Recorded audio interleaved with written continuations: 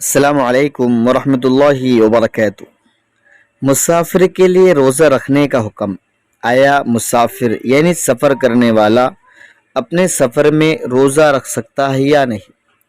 اس کو رخصت ہے یا پھر اس کو روزہ رکھنا ضروری ہے؟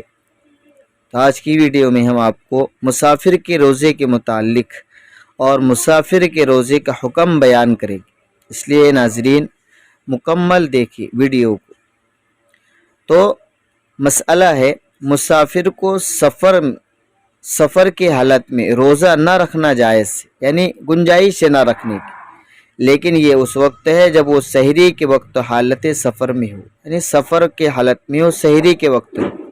اگر دن میں سفر کا ارادہ ہو اور سحری کے وقت مقیم ہو، یعنی اپنے وطن پر ہو، تو روزہ رکھنا لازم ہے۔